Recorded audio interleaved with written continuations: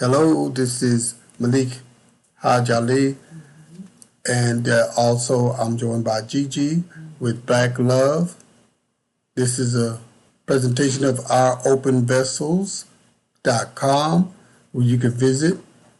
You can download poetry, all kind of great things there for you. And today's topic, we're going to go through several topics. Like, subscribe, share. Gigi, how you doing today? Good. Okay. How about you? I'm happy. The holidays have been good. We have been getting the days of Kwanzaa, and we do Kwanzaa, and we're observing that resetting for the new year, 2023. Right. So hopefully that's going to be as good as it's been, getting better every year. For us, at least. Sometimes you look at the news, it may be something different. Right. But what is our first topic today? So our first topic is when women have babies before they get married, which is a very common thing nowadays. Is that common? Are we going to say common thing for a particular culture? Just focus on a particular culture, or are you just saying in general? I'm just saying in general, when it comes down to it. People are popping out babies, 2, 3, 4 babies with a man. You know, they've been with that man 10 or so years, or just met him, and they will never marry. So they'll commit with that child, but they won't have any type of marriage or it's crazy to me. So why are you saying that? Because if that's the norm, where did you get the notion that anything different would happen? Well, I think my upbringing, I was raised in the church. That was one thing that kind of contributes to some of my views. But also just, to me, it's just common sense, at least, like I said, to me. You want to have some type of commitment, and preferably a marriage with a man before you have a kid. Because I'm cut you off. Obviously, you just said that they are not pursuing that. No, they're not. So that means maybe that's not correct. Maybe something has changed in the matrix of that whole premise. So I'm just challenging you to look at it from another perspective. If that's what's happening, we need to think of what is the cause and effect, I would think, more than anything, right? Yeah, I think society kind of has that where you don't see a lot of marriages going on. You see more, let's sleep around, let's have a good time, all that type of, relationship. But there's not a lot of emphasis on marriage. And it also could be something they saw, whether it was growing up, whether it was recent, maybe it's a girlfriend they had, that was just living free and didn't have any commitments. And so maybe they aspire to be like that. So there's different factors, but yeah, it's I say it's common not just in black women, because a lot of people think that that's the case. No, white women have that, Hispanic women have that, Asian, whatever. They have those women that have babies with a man and they just don't want to get married. They don't want to do it. And that how have you seen that manifest in your life? For you to form this opinion? Have a supreme bias, I see, toward this subject. Well, I have sisters. I'll just put it that way. And I saw the effects of them having babies and not having a husband. Most of the time, the man will be in the kid's life, don't get me wrong. But there was really no connection between the mother and the man. So I think that kind of also molded the child to see that, and it kind of messed them up a little bit. So I have firsthand experience. I have no kids of my own because of me seeing things like that. I didn't want to be somebody's baby mama that pop your kid out and that's it. We're not committed, we're not living together, none of that. So that's where my experience comes from. Something more of it, I should say. So that's why you may be an advocate and a little biased. That's your bias, maybe. A little, just a little bit, yeah. I would say so. Okay, well, on to the next subject. So the next subject is the message versus the tone. Meaning, like when someone's saying something to you, and basically, does tone matter when it comes to saying things to people? Does it matter how you say it, or is it mainly just it's what I'm saying? It doesn't matter how I'm saying it, and you just take it or leave it. What's your take on that? You women play that tone game. That's all I can say. That's the thing that women are customarily always caught up in, because you could be right as rain, but if you don't say it to a woman a certain way, they don't. Yes. They shut down. Right. And that's some kind of fatal flaw that I believe is happening between the man and the woman, the communication.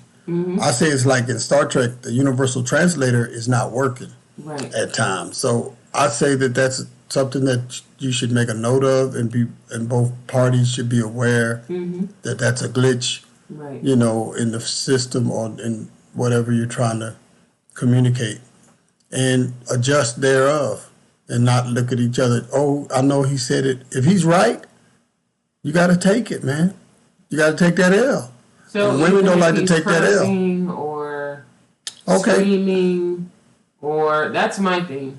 Tone is, you know me. Like I said, we've been married. So, with me, tone is a big thing. Because I think because I come from a father, too, that was not hollering and screaming. He would just talk. Hey, could you go do this or that? It was the tone of voice he used. So that allowed me to, that's what I want in my partner. And so it's kind of hard for me if someone is screaming at me or hollering at me, for me to really receive it, because all I hear is the screaming. All I hear is the going on. And so, like you're saying, a lot of times it is something like something that we have to adjust to, but I feel like also our partners have to kind of adjust as well. I'm not saying your partner has to baby talk you, but if there are certain things your partner's saying that are like borderline disrespectful, I feel like those things need to be adjusted.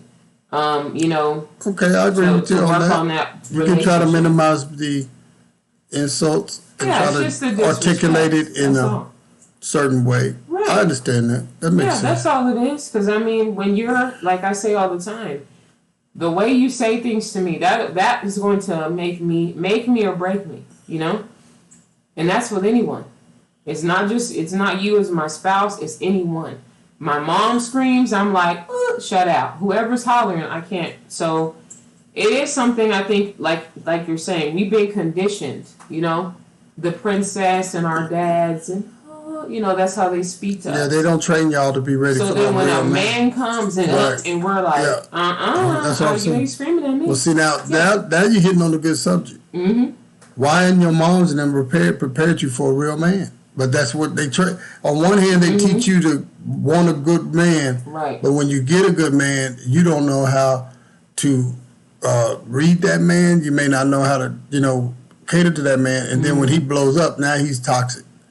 But he was there the whole time. So I think it's really, you hit the nail right on the head. Women are not prepared for that. But yet you say you want it and you dive right in. You say I do, you say I will. Obedience is in the vows. And obedience is not always done by the woman. They do their own thing. So I understand what you're saying, but it's a double-edged sword. So we'll move on to the next subject on that. Okay. So, no, what were you going to say? Black love conquers all that. Black love wins. Let's see. What else do I have on here? So, does what you wear affect the way others view you in terms of, like, if you're showing too much skin versus you're covered up? Like, what do you think that's true? Like, what's your view on, I guess, that? Like, what you wear and what type of impression you want to make? It depends on what you're looking for. If you're hunting for a man, wear something provocative. Right. If you are trying to be conservative, just like I said, you just got to make it what area are you looking for? What kind of man do you want? You want a conservative man? So, even if that, you might not even be after a man at all. You might just be doing your own culture or whatever. Right. You might want to be sexy. I mean, but I guess my follow-up question for that would be, so if you're in a relationship with someone, but just think outside of me, you know, and they were dressed and provocative, and, you know, you asked them to change that, you know, would that be something, well, first thing, would that be something that you would tell your significant other? If you didn't like what they were wearing? Mm-hmm. Actually, no, because I feel like whatever you're wearing, if you with me, you're going to enhance me. It's like I used to go salsa dancing before I met you. And the salsa dance is to highlight the woman. You know, it's to make her, you know, she wore the dress, she wore all that. You were the protector of the woman. Right. So she should be able to wear whatever you feel within a certain parameter, short of, you know, naked. Right. And I've seen some men that love to show their woman off. But so the woman is the glory of the man to me, and so I don't have a problem with that because I think it's a compliment to me. Now, if there's a woman that don't know how to stay with a man, and that he's insecure about their relationship, he probably gonna want her to dress it down. And there's correct, and there's also religions. True. Even though I wear this kufi, I don't believe that you got to wear a hijab. I'm not of that belief. I believe that the glory, if you want your woman, let her be seen. It's nothing to hide. But see, that comes from a culture where they used to steal women. And if you had a beautiful woman with flowing hair, they would steal her and take her into slavery. Right. So and that's what came. Yeah, that's like a reason. Protection. Which that's that right. makes sense. I mean, when you're doing it from that perspective. Yeah, you don't want your woman to stand out because you could get kidnapped back then. Exactly. Well, I mean, I think what you wear affects how others view you. And that's just something, again, I was raised in the church. So I feel like, you know, even growing up, you know, I really didn't dress hoochified. I didn't have my boobs out. I didn't have my butt out. I never did that. Not only, I just felt like if I'm carrying myself like that, then at the end of the day, I'm going to attract the wrong message. I don't care if I'm trying to be cute for myself. It doesn't matter. At the end of the day, if I dress with my boobies out and my butt out, men gonna be hollering at me. That's what I'm saying. They're gonna they're gonna say, oh, you're trying to put that message out there. No. So I always dressed covered up. I made sure to, you know, wear my shorts long. Now that I'm married, yes, I dress different. And I really dress. But you're with me. Yeah, but I base dress on what you like. So you like dresses, you'll like my you know, my chest out, whatever. And I dress based on what my partner likes. Me too, but I'm saying if you didn't like it, well, men are visual. I would change it. That's all I'm saying. Men are visual, and men. So of course, a man wants a woman that's attractive, because a man wants something attractive on this that enhances him, right, and makes him look good. And so it depends on what his vision of beauty is. In my case, like I said, I'm not insecure. I don't mind my wife dressing up. I like you dressing up because I think that's a compliment of me.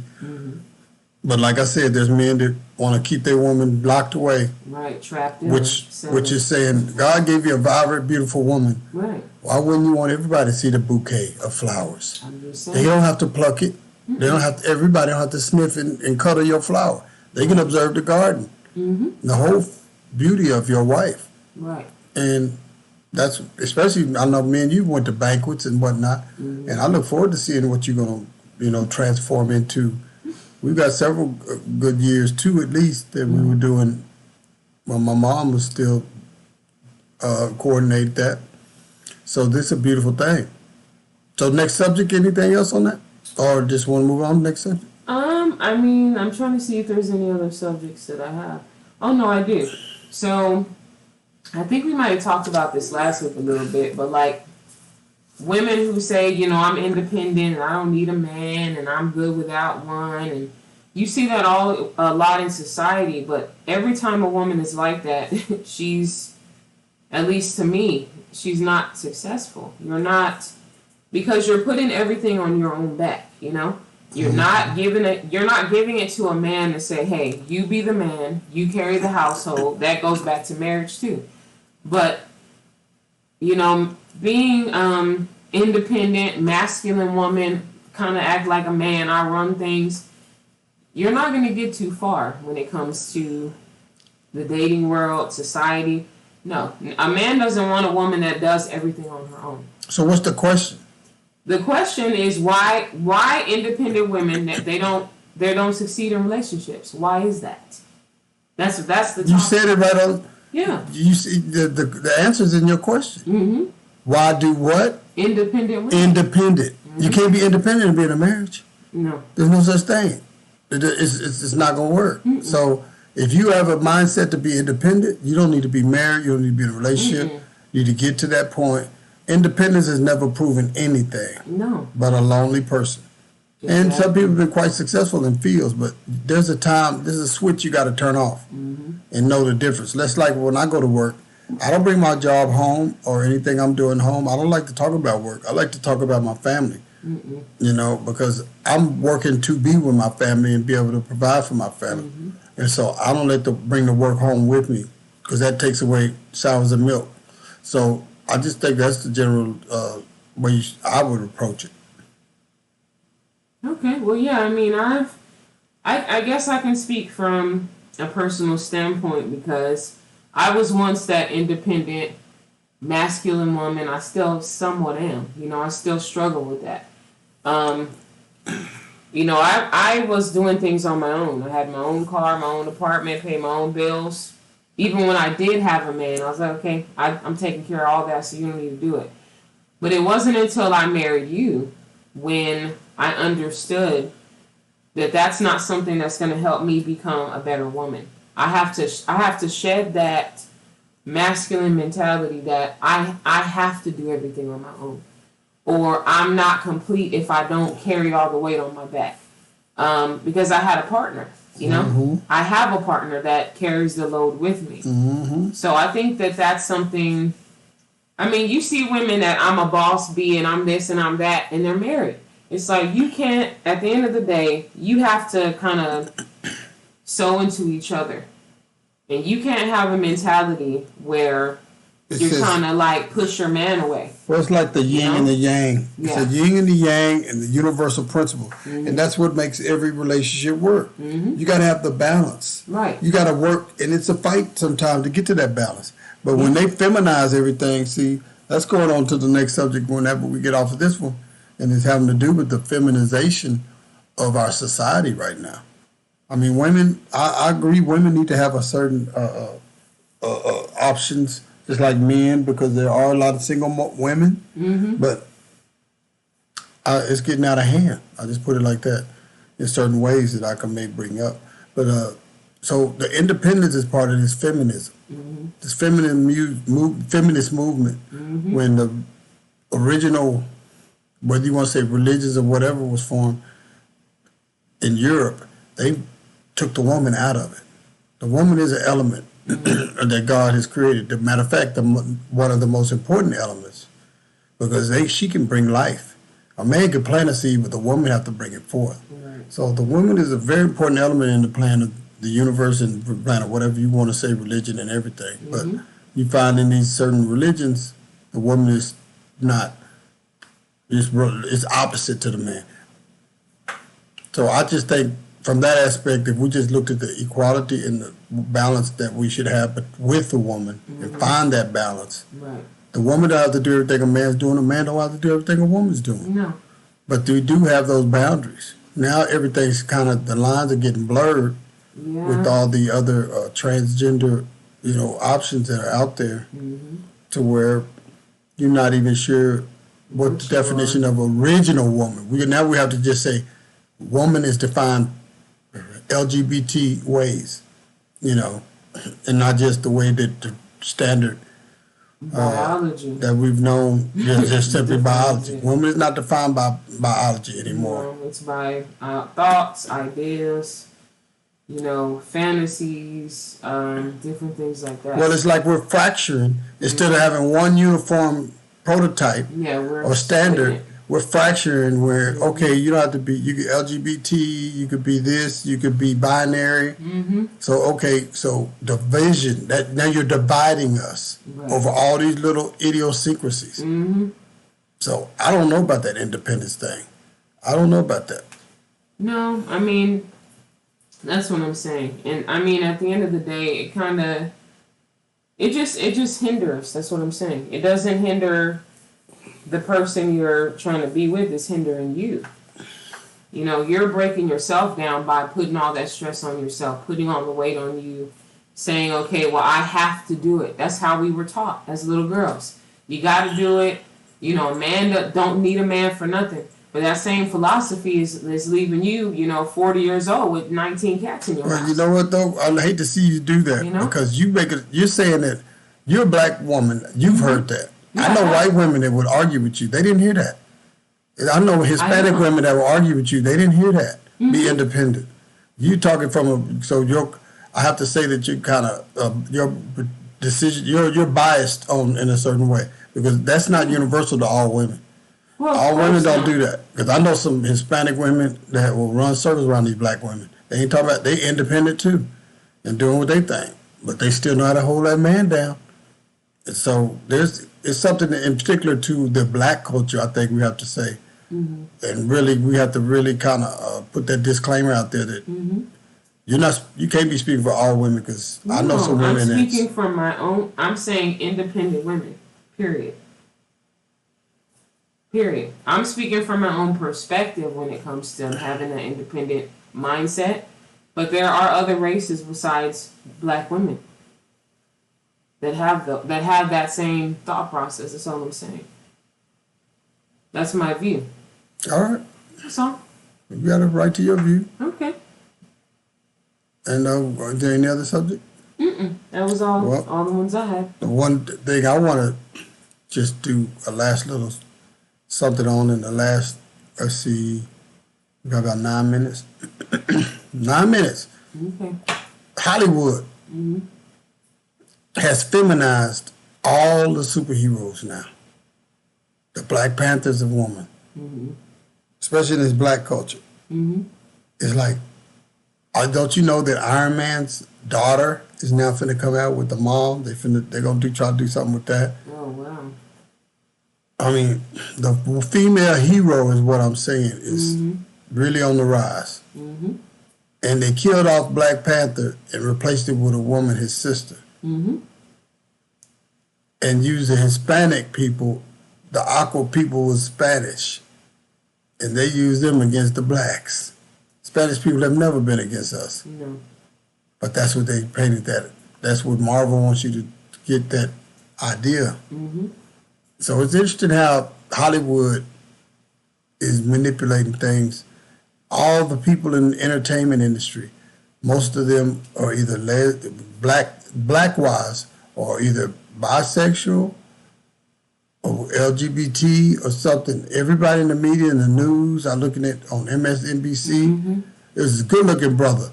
I ain't going to go into too much detail, but he always liked to wear a turtleneck. And they're interviewing him. He's a writer for one of the magazines commenting on something happening.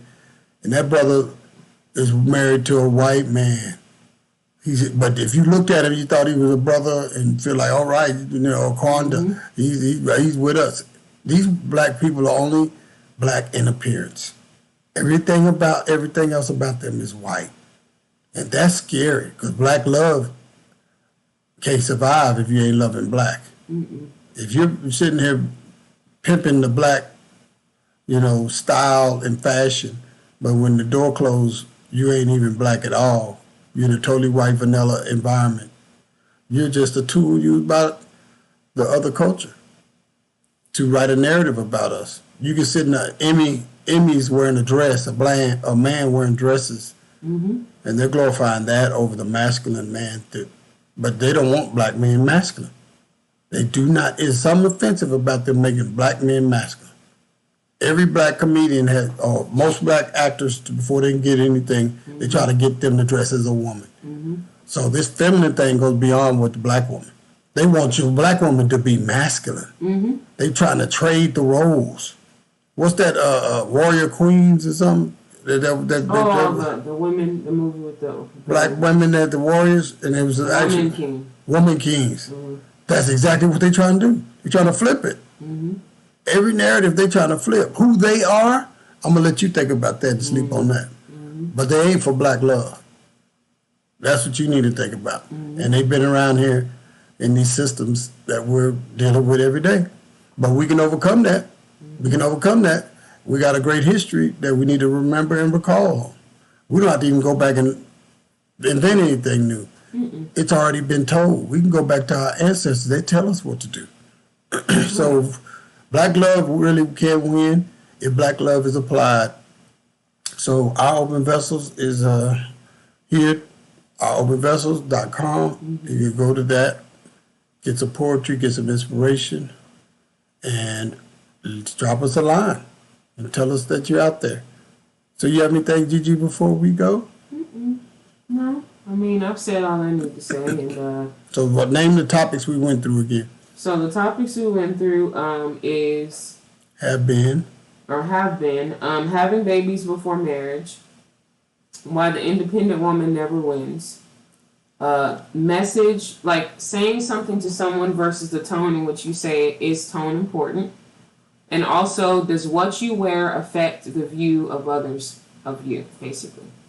That was the topics we went through. All right. Well, until next time, like, share, and we'll be on the air. This is Black Love. Black Love wins. Keep that support coming. And be safe. Bye-bye.